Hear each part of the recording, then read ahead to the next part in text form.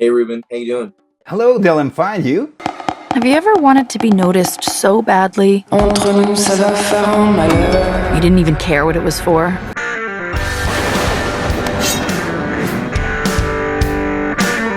How was your experience shooting Not Okay? Loved it. It was in New York. It was a character I was like excited to play. I felt like it was something that I had a fun, like I understood it and I wanted to do it. I love Zoe. I thought Quinn was like really talented. I loved the script. I loved like what it was saying, what it was about. So I mean, those are all the things that if you're lucky, you get to be a part of something like that, even just once. I was just nothing but a pleasure. I feel like you take me seriously as a writer. That's because you're not a writer. You're a photo editor. Okay. Could you tell us a little bit about your character, who he is, what he does? Yeah, Weed Boy Colin. He's an influencer who is, sort of carved out like a fan base online just from, being a character, I guess, or like a version of himself that isn't totally like who he is. He's covered in tats. He's like a total stoner. Yeah, I guess essentially he's just he's an influencer who's like, gotten a lot of fans online. Colin! Oh shit, what up, honey? Danny, from work. Danny. Yo, Colin, I love your videos, man. Are there any similarities between you in real life and your character? Be interesting to try to find any.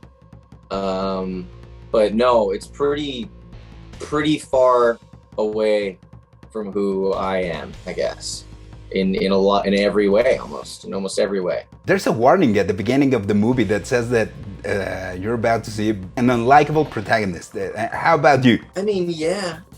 I think it's like it's like in the construct of sort of like the satirical aspect and like lens of the movie in a way. I think it allows you to laugh sort of like at these unlikable characters because it's sort of the point, I think they both, between Colin and and Danny, Zoe's character, I think they do like some really like unforgivable things. But I think the point sort of like seeing this world and like, these people who have gotten like, immersed into this like culture and like almost swallowed up by it. I think it's fascinating to watch. Like, I don't think either of them are like evil people. I just think that they've, gone down a rabbit hole and ended up like making really, really questionable choices, beyond questionable choices, because they were just sort of like set on attaining one goal of just getting attention.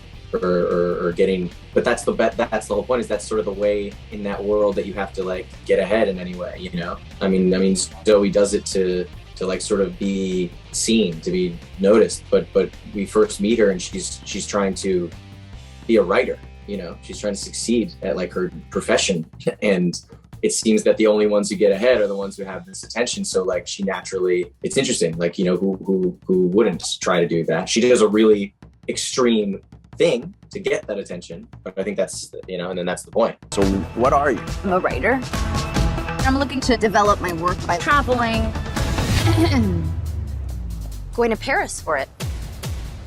Shit. You got millions of followers in real life. Do you have any advice for those who can fall in the traps of that influencers' shallow life? Well, I don't know. Yeah, it doesn't have to be shallow, I don't know. I think it's like it's a thing that we all sort of have to, the concept that we all kind of have to like confront ourselves with is like, what, relationship are we willing to have with this thing? Because like it or not, it's sort of just like a part of our lives, and in so many ways, and not just like socially, but like professionally, and like, so I think everyone needs to, rather than resist it anymore, I feel like, which I feel like most everybody's kind of accepted at this point. But like, yeah, I mean, it's going to be there. It's not going anywhere. And it's sort of just the way of the world and now. And it'll only get more so that way. I think it'll only get more virtual. Yeah, I mean, I don't know. I think I wouldn't know anything about getting swallowed up in like influencer culture, so I don't